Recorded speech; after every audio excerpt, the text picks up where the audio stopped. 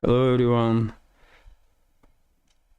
Hello everyone, and thank you very much for your attention, for participating in the stream, and of course many thanks to members, all the members of our community who will watch this live stream later on, and in recording.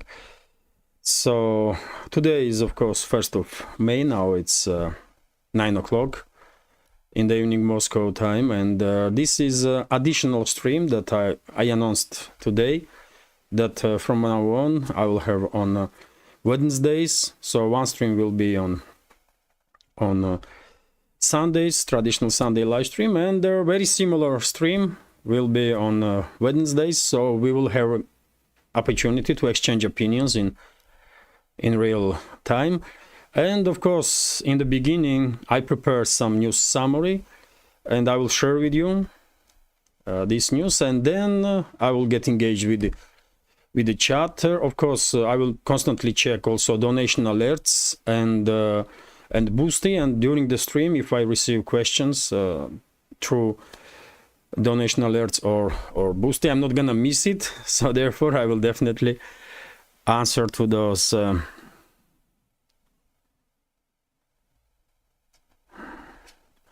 Nick Corell is commenting. Hello, Nick, and hello everyone. Once again, Nick Corell is asking, did you see the massive brawl between the pro-Israelis and Palestinians last night in LA? I saw some reporting. I saw some reporting about it. If I'm not mistaken, I share on my Telegram information about it. I know there is a significant confrontation in the campuses in US between supporters and of Palestine and Israel. It is unfortunate that these protests periodically are getting violent.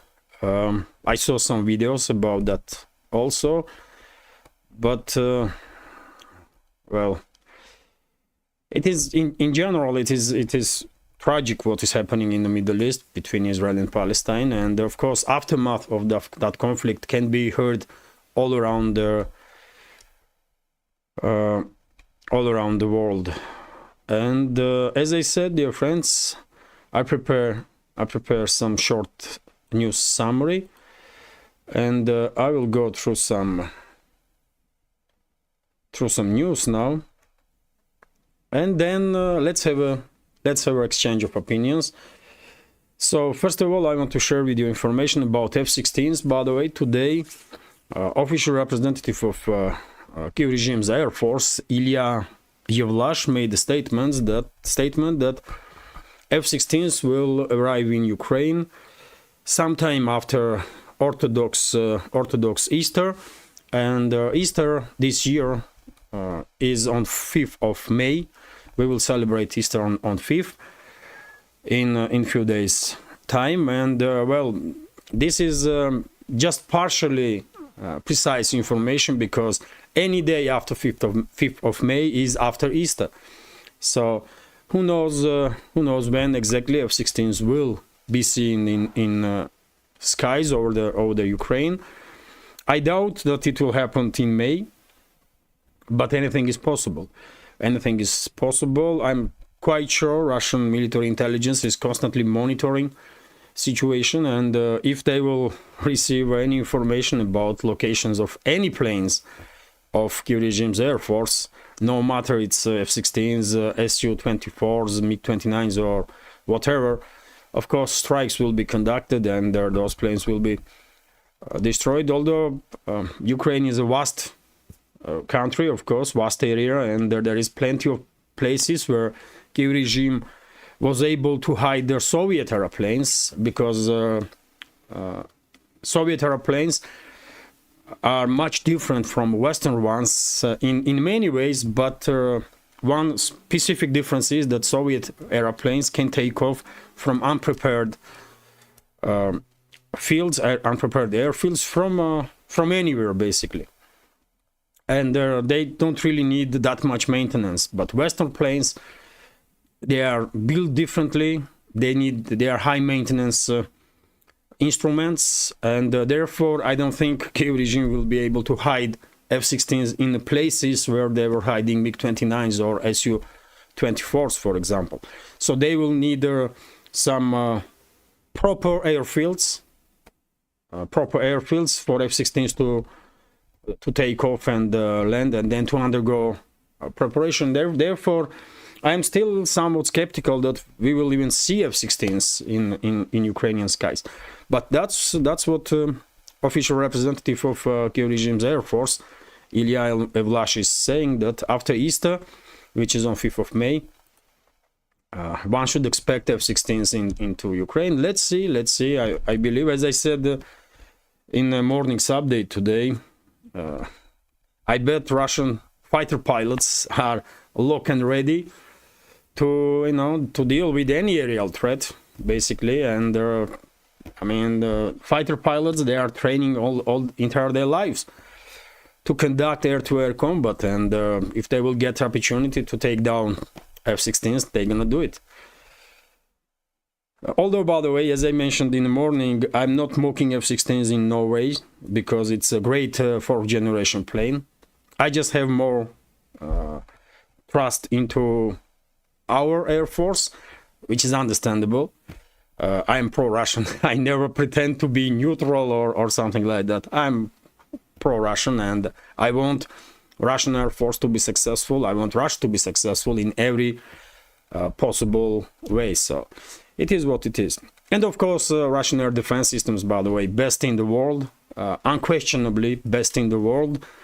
S-300's latest generations of S-300, S-350, S-400, I mean, they can take down basically anything.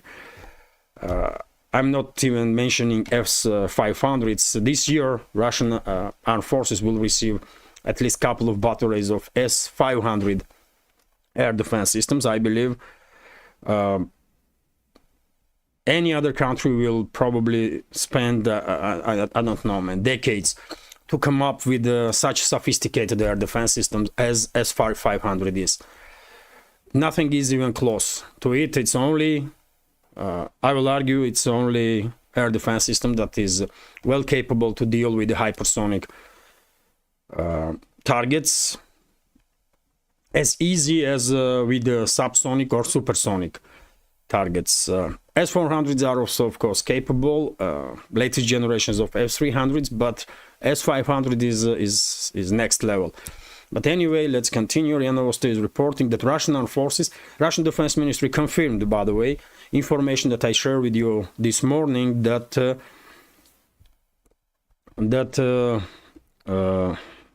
Russian armed forces conducted strike on a headquarters of Kiev regime's south group of forces in Odessa.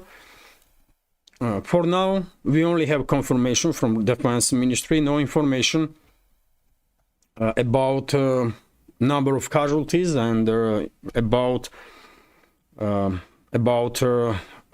rank of officers that were neutralized during that strike. And also interesting point that most likely in that headquarters there was some foreign so-called mercenaries, in reality military personnel of the not NATO member states. UK, I will suspect, because almost all the operations that Kiev regime, formerly Kiev regime, is conducting on the southern sectors in the Black Sea area towards Crimea is planned under strict control of the UK's intelligence and military officers, according to information that is available in open sources. And therefore, I expect UK's military and logistics and intelligence personnel to be presented during that strike on that headquarters. But yet again, for now, we don't really have that precise information. Defense Ministry of Russia just confirmed strike itself.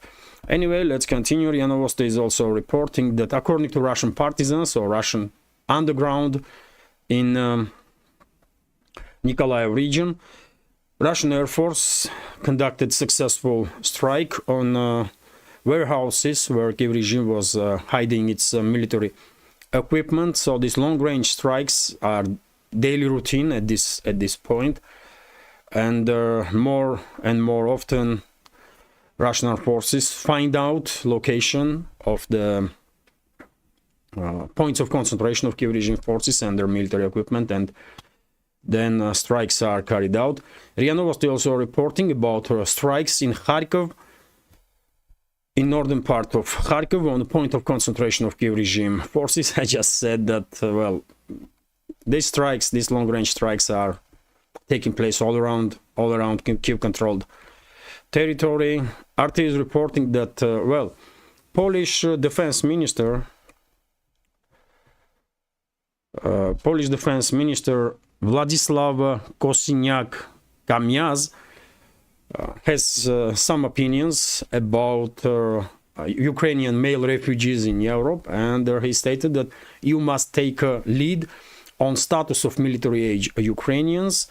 Let's go through this news. European Union should come up with a uniform approach to dealing with the draft eligible Ukrainian men residing in the bloc. Polish defense minister, this Władysław Kosiniak-Kamyz, has argued Warsaw is willing to assist Kiev, which has recently intensified efforts to conscript more serious men. He added, so, as I predicted quite a long time ago, it was only a matter of time, and I was correct, as we can see, when European states of EU, European Union will start pushing this narrative that Ukrainian male refugees have to be sent back to Ukraine, then to be forcefully mobilized and sacrificed, basically, for geopolitical agenda of the Western ruling class. And that's exactly what is happening. Baltic states are quite active in this regard. Poland is quite active.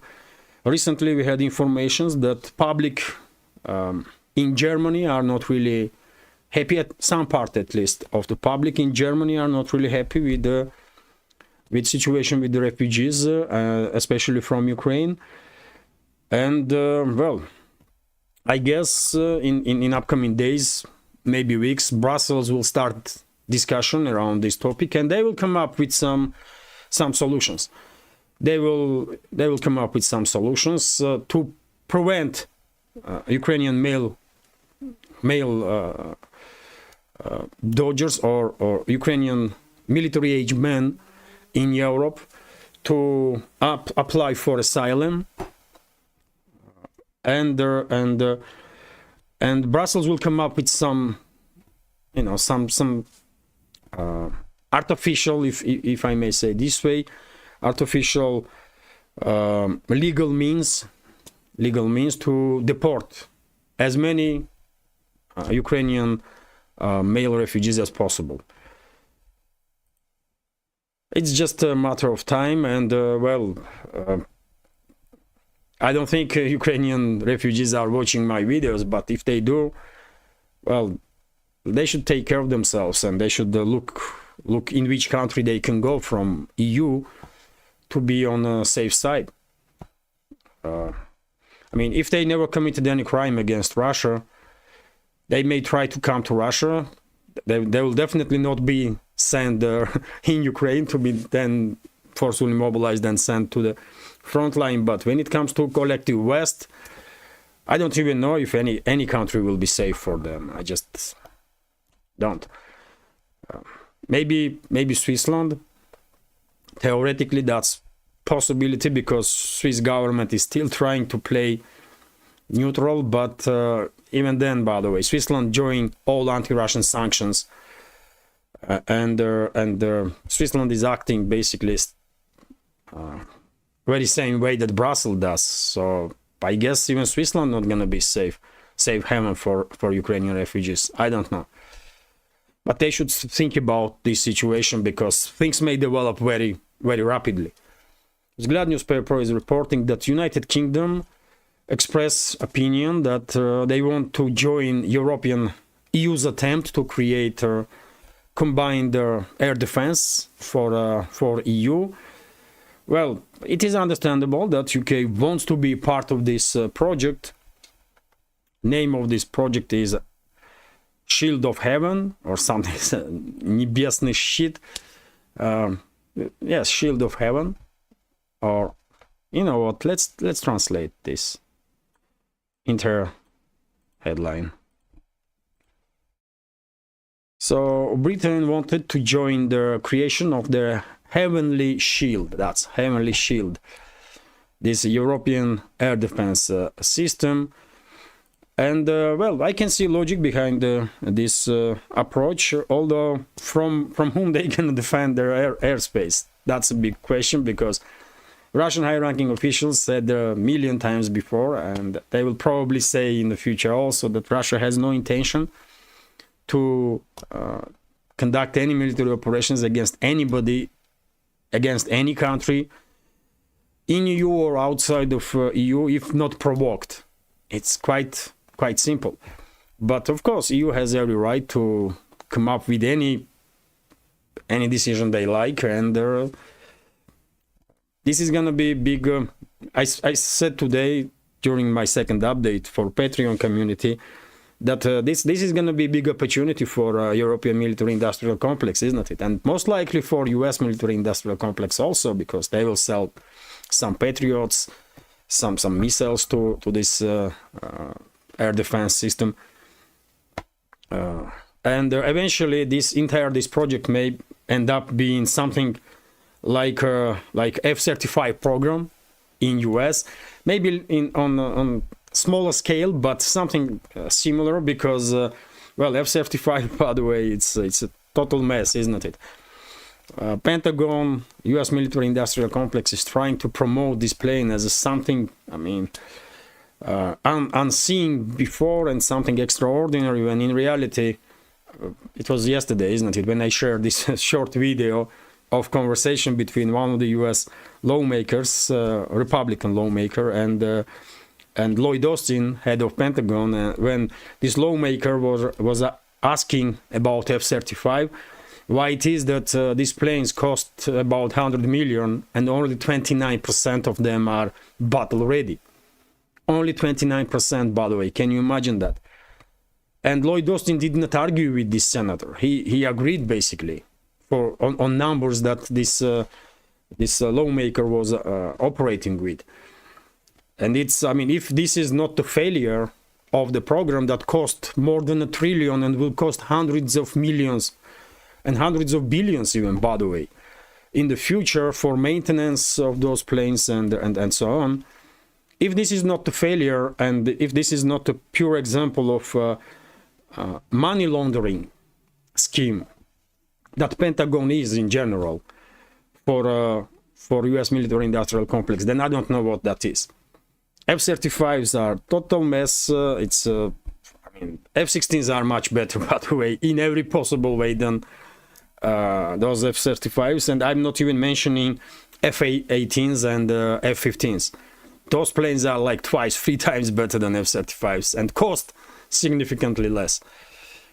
So I guess something similar might happen with this European program.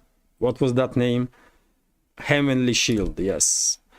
But you know, let them do this. It's, if society in Europe are not against to spend tens or possibly even hundreds of billions of euros for this some programs for militarization, then you know, it's their decision.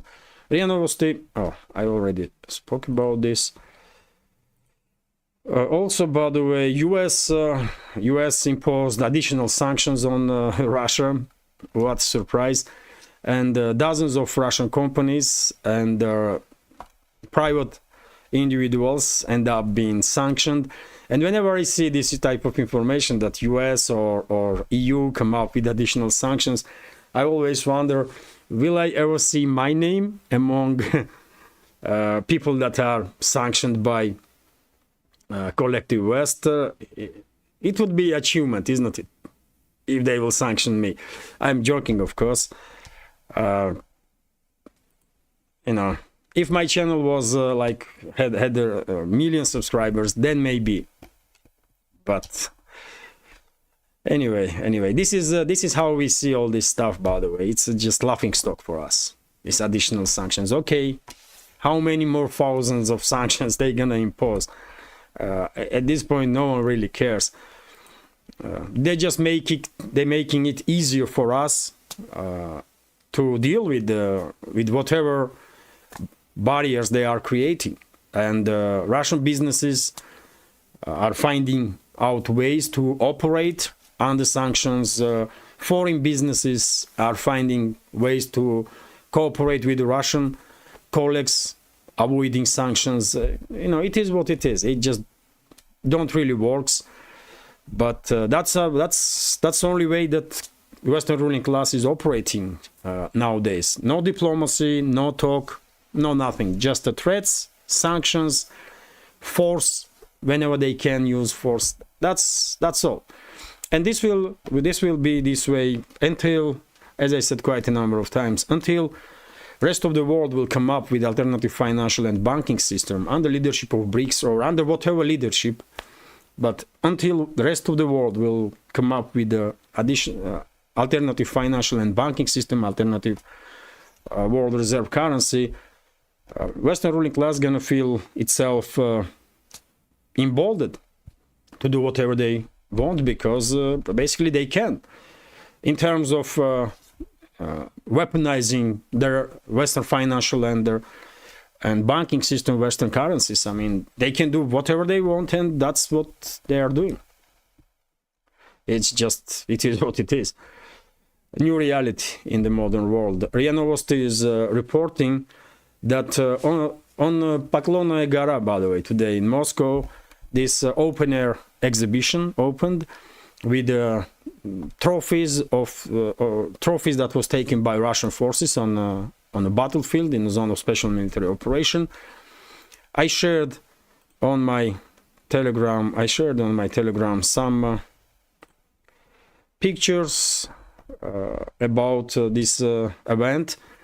As you can see, by the way, sea of people. I was predicting that most likely on a day of opening there are going to be a huge number of people, because everyone is interested to see these trophies.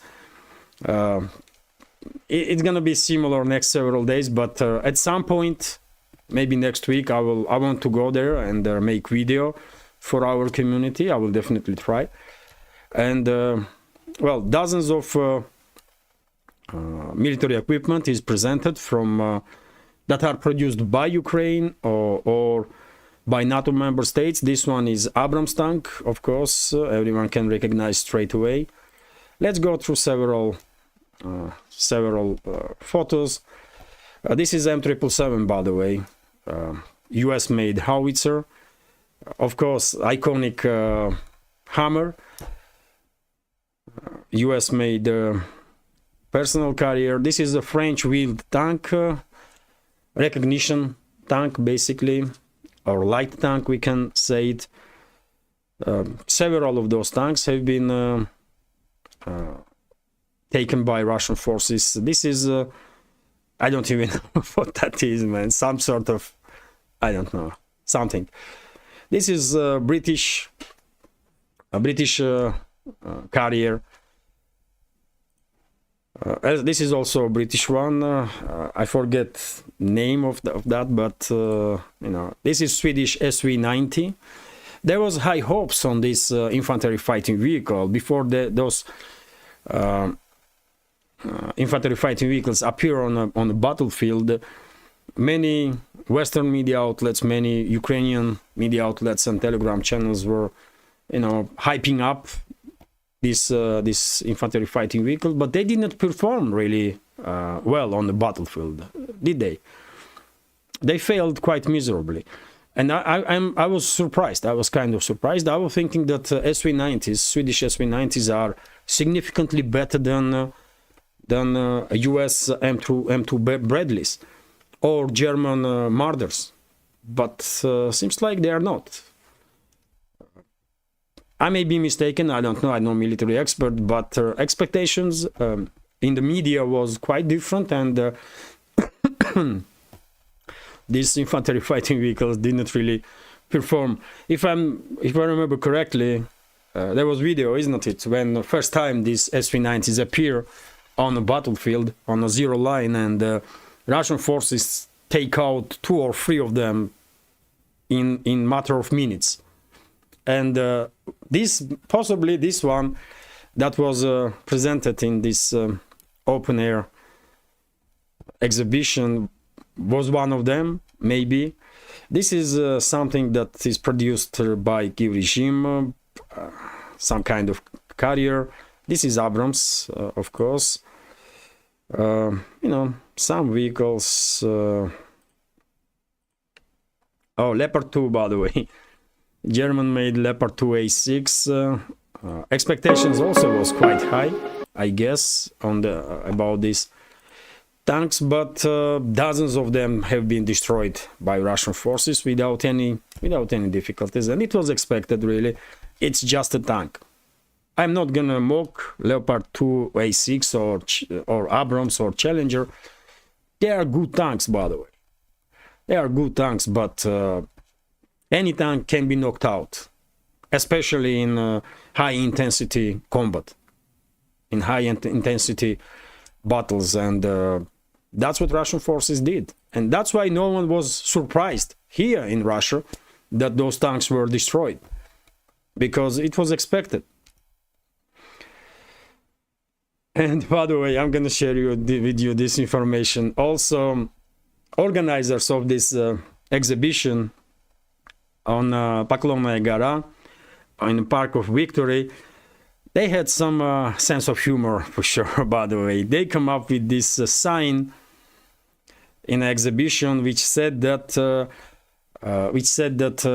know, it says, attention, staff of the embassies of US, UK, Germany, France, and Poland can go to this exhibition without queuing in. So there was a queue, of course. There's a huge number of people that wanted to go and see those vehicles, and organizers come up with this sign that, you know what, if you are from those embassies of NATO countries, I mean, you can go without queuing in, you know, just enjoy yourself. This is irony, by the way, of course. That's why I'm saying organizers have some, you know, some sense of humor, dark sense of humor, but still it's a humor. RIA Novosti is reporting that Georgian parliament, by the way, adopted in a second reading today, just a couple of hours ago, a law about foreign agents. And well, now let's see how will things develop. My prediction is that President of Georgia, Salome Zurabishvili, will probably veto this law. But ruling party, ruling coalition has enough votes to overcome president's vote, and they will go ahead, most likely, anyway, with this law. Only question now is how Washington will react, how Brussels and London will react. Will they... First of all, Washington, of course, because Washington is calling the shots. And question is, will Washington authorize regime change right now? In next couple of days or weeks by destabilizing Georgia with their assets, or, as I said several times before, or Washington will conduct regime change in Georgia, or at least will try during the parliamentary elections in autumn. Right now, as I'm speaking with you, in Tbilisi, in capital of Georgia, there is yet another protest demonstration of the so-called opposition, US-controlled so-called opposition in Georgia, US-controlled NGOs, so-called media and their supporters. And just a few minutes ago, I noticed news update here on here that there is clashes, by the way. Yes, RIA Novosti reported like 20 minutes ago that clashes began in Tbilisi between the so-called opposition and law enforcement officers. And by the way, in third reading, Georgian parliament will adopt this bill in about 2 weeks' time. Also, according to RIA Novosti's RIA Novosti's report. Let's see how will things develop. As I said, by the way, I'm quite sure Washington has enough assets, not just among so-called opposition, but also I believe in law enforcement agencies in Georgia, among military leadership and the secret services, that if they want, even among politicians in the ruling party. After all, one should keep in mind that US is in control of Georgia since the Shevardnadze, by the way, since 90s. So they have plenty of assets. I can imagine that US has plenty of assets in Georgia, in every area possible, imaginable. And therefore, if Washington wants to carry out regime change, I'm afraid, unfortunately, they will be able to do so. It is what it is. But let's see. I hope I'm mistaken, by the way. I hope I'm mistaken, and Georgia will maintain stability and there will be no disturbances in this former Soviet Republic. I hope for that, but you know, we have to be realists. Risks are very high. Vzglyad newspaper is reporting that in parliament, by the way, in Georgian parliament today was the clashes between so-called opposition MPs and MPs of the ruling party. And yesterday, during the clashes between the police and these demonstrators, 63 people have been arrested, and dozens of policemen were wounded as a result of the clashes. 6 policemen are in heavy condition. And by the way, in European Parliament, some European MPs already are reacting on the developments in Georgia, and they are calling, some of them at least, for example, Viola von Kramon, MP in European Parliament, is calling Georgia to be removed from the list of the countries that are candidates to join EU. And this may happen. This may happen. Let's see. Of course, Western ruling elites will use all tools they have to influence situation in Georgia. I have no doubts about it. And this is it when it comes to short summary. I don't know if it's short enough, but hopefully you will find this summary interesting. And well, it's half an hour. It's 32 minutes, by the way, so it was quite long. But anyways, let me check now donation alerts and the Boosty, and if there is nothing there, then I will go through chat. So yes, nothing there. And dear friends, let me thank James McLemont and Mary Ellen Grossman for donations through Boosty today. Mary Ellen was commenting. Unfortunately, I cannot write back from their Boosty. I don't know how this platform operates this way, but sometimes I can write back to thank a member of our community for support, but usually it does not allows me to write back. Probably, I guess it's you. When you are donating, you can put there, you can click on the, if you want to receive from me a reply. If you not allow me, then I would not be able to reply. I guess that's how it operates. I don't know. But anyways, Mary Ellen was commenting that yesterday there was some issues with Boosty. She could not support yesterday, and she did today. Thank you very much. And thank you all members of our community who is supporting my work through Boosty, through PayPal, of course, through paid subscription on my Patreon page. Without you, dear friends, this project would not exist for a long time. So thank you all. And well, because I have no questions on Boosty and donation alerts, I checked Patreon also, and I had no questions there from Patreon community. Therefore, I will go straight to chat now, and let's see if there is any questions. I will try to answer. So let's start from the beginning. I did answer to Nicorel's question about clashes between pro-Israelis and Palestinians. Quite, very unfortunate, by the way, very unfortunate. I mean, what you gonna say, man? It's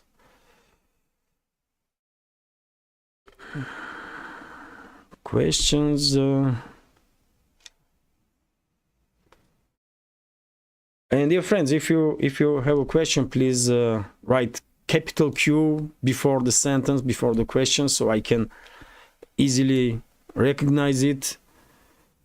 Or maybe you can write the entire question with capital letters. So for now, I did not see any questions.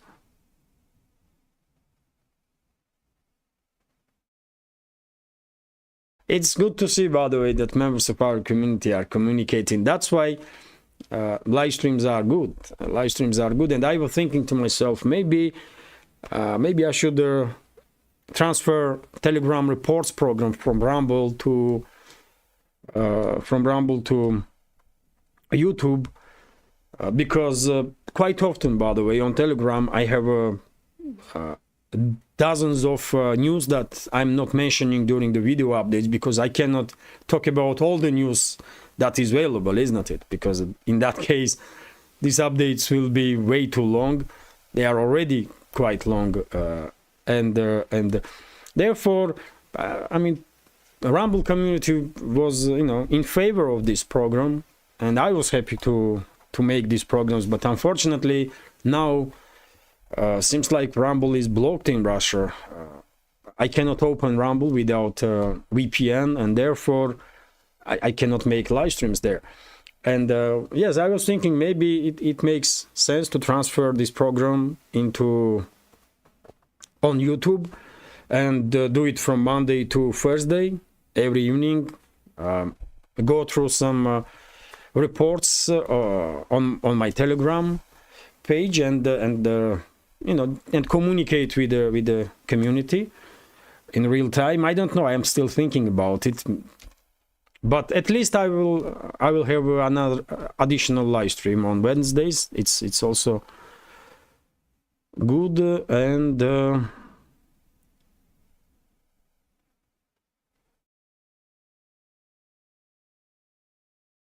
Michael Kennedy is commenting that most European kit, I guess it's about military equipment, is way too complicated to fight anybody. I have to agree 100%, by the way. Not just European, but Western military equipment in general is just over-engineered. Instead of simplifying stuff, those weapon systems are over-engineered, too complicated, too expensive as a result. And therefore, quantities are far fewer than armies really need. But this is a way that Western military-industrial complex probably makes most of the money to make over-engineered equipment, that can break down easily. So they will receive additional millions and billions for maintenance of those equipment. This is all scheme, by the way, because in my opinion, in battle you need as simple and reliable weapon system as possible, and that was a strategy of Russian and Soviet military-industrial complex. Take a look at the Soviet era modern Russian tanks. They are equipped with whatever is necessary, but nothing extra, because it's a battle station. This is not a luxury car, isn't it? When it comes to tanks, and same approach is taken in terms of all weapon systems. Take a look at the AKs, by the way. Simple, but very reliable, and one of the most popular assault rifles in the world.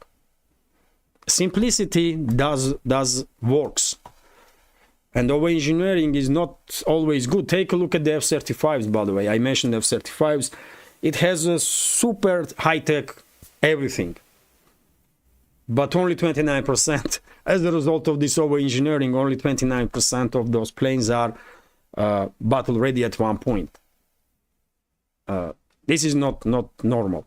I'm quite sure F-16s in US Air Force are like twice, 3 times, maybe more. In percentage-wise, probably F-15s are like 60-70% of planes ready at any time to conduct operations, because F-15s are built differently. They are great planes, great fighter jets, and they're not as over-engineered as F-35s. And same can be said about F-18s, by the way. They also are very capable planes, of course. F-16s.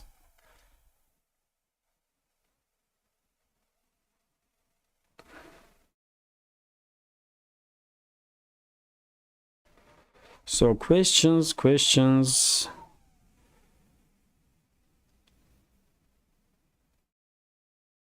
Oh, question. Bencher Dent is asking, how is Russia progressing on a Nord Stream investigation?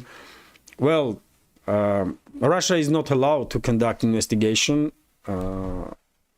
and even though Russian side asked several times, German's government, also government of Denmark and Netherlands, they were also conducting investigations, I believe.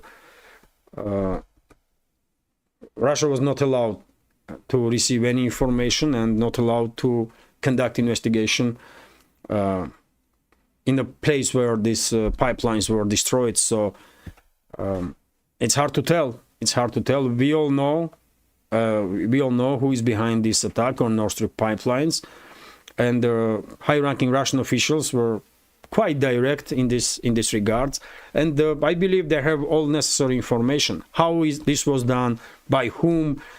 Most likely Russian intelligence has even names of people, divers, that were putting those explosives on the pipelines, and the entire high command of everyone involved. Most likely Russian intelligence has names of everybody that was involved. But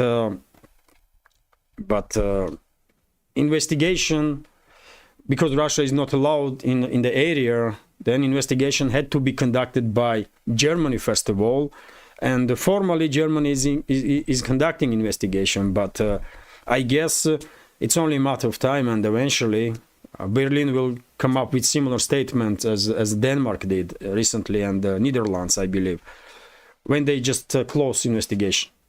They just close it. Germany will do the same, I guess.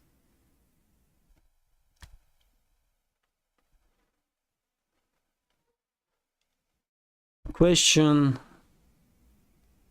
Saturn is asking, is the current Georgian government truly pro-Russian, or more like a Vucic-style neutral government? They are not pro-Russian, by the way. It's a forever propaganda in Georgia that everyone blames everyone to be pro-Russian. This anti-Russian hysteria was seeds of anti-Russian hysteria have been put in Georgian media, in Georgian NGOs, in Georgian politicians during the Shevardnadze era, by the way. Even before that, but after Shevardnadze and Saakashvili become in power, Russophobia basically was the official policy of the Saakashvili's regime.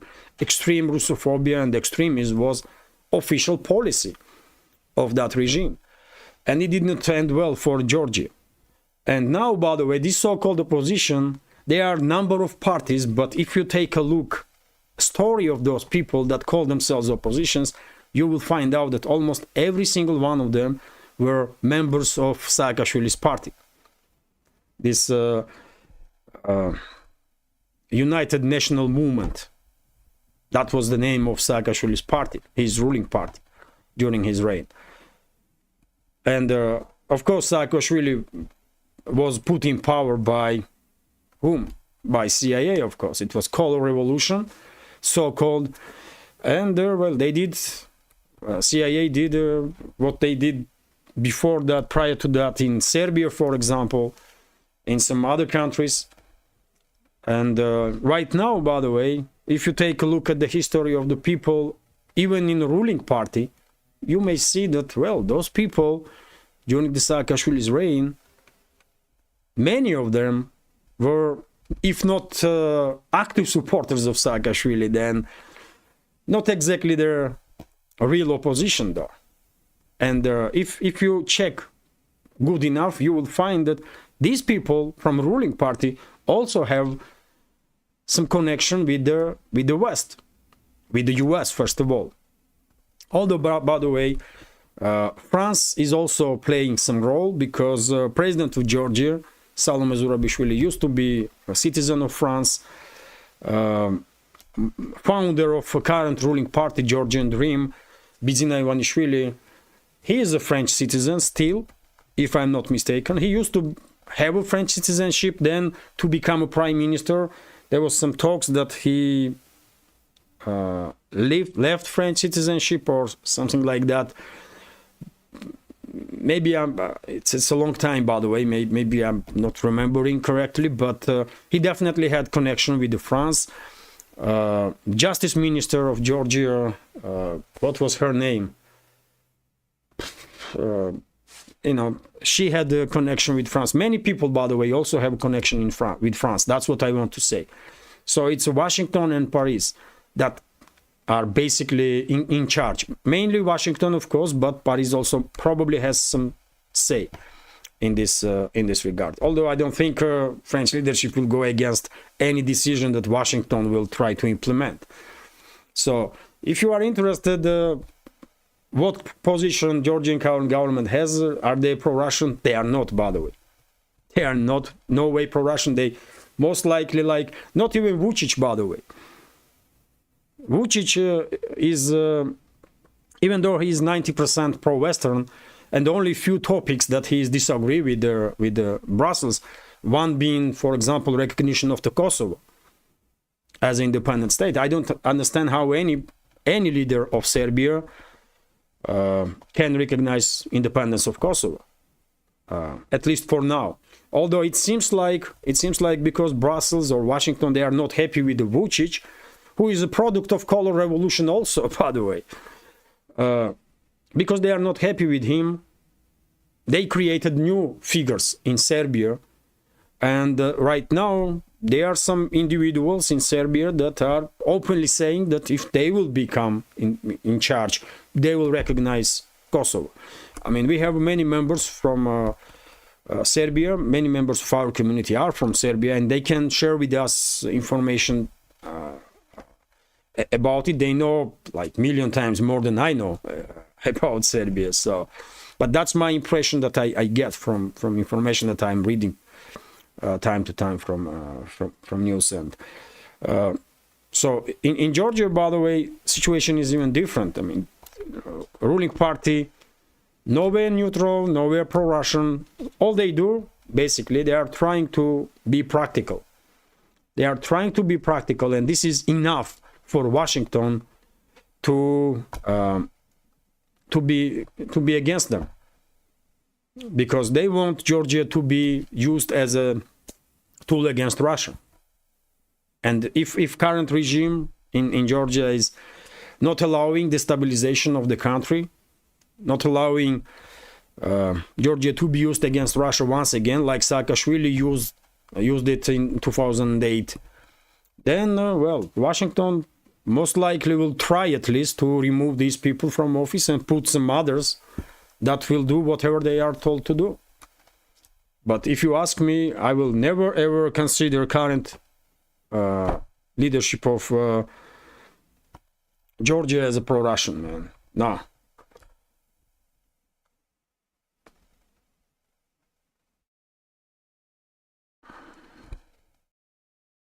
Roof Greening is commenting presidency visiting Serbia and Hungary. How about that?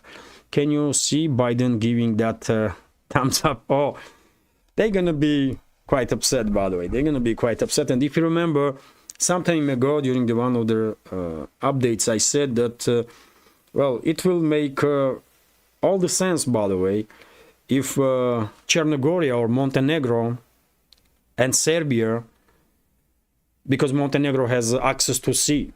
Serbia is a landlocked after they split with Montenegro, but Montenegro still has access to the sea. And if Montenegro and Serbia will cooperate with BRICS, by the way, then Hungary will obviously don't miss this opportunity to establish good working relationships with the BRICS, because I said many times, by the way, if European states want to maintain relevance in the future world in 20, 30, 50 years from now and even further than that, they have to be part of global multipolar world. They have to be part of multipolar world. But if they will choose current path of isolation from rest of the world, then I'm afraid Europe gonna lose its relevance in fairly short time. And therefore I believe this visit of Chinese leader definitely gives at least a good opportunity to regional countries there, not just to Serbia and Hungary, but as I said, Montenegro, by the way, maybe even Croatia. Why not? I know relationships between Serbia and Croatia may not be in the best place for historical reasons. A split of Yugoslavia was very painful for all former republics of the Yugoslavia, of course. But I mean, Croatia may also don't miss this opportunity. They may consider to join this group of Montenegro, Serbia, Hungary, and they will benefit hugely. By the way, they will benefit hugely. And Xi Jinping, by the way, will push this narrative. I'm quite sure about it. He will push narrative of cooperation with the BRICS. But unfortunately, a few days ago, it was Vučić, isn't it, who said that in his mind, Serbia's way forward is EU, to join the European Union. Man, that's a big mistake, in my personal opinion. But yet again, it's all up to Serbians, man. It's all up to citizens of Serbia, what they want and what they think is better for them and the future of Serbian society. If they think it's EU, then it's EU. But if they think more practical move will be to try to maintain working relationships with EU member states and same time build up relationships with BRICS, I mean, that I think that's a more practical way forward. I don't know, but this is big, by the way, and Washington definitely not gonna be happy about any activity of any leader of the BRICS when it comes to Europe. That's for sure. Let's check questions. Oh, let me also check here, by the way.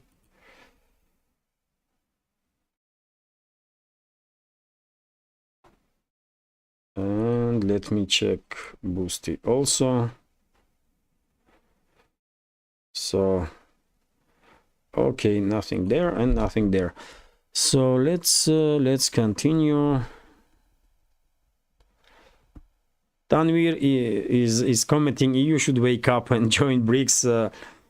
I mean, for Europe to maintain relevance in the future world, cooperation with BRICS gonna be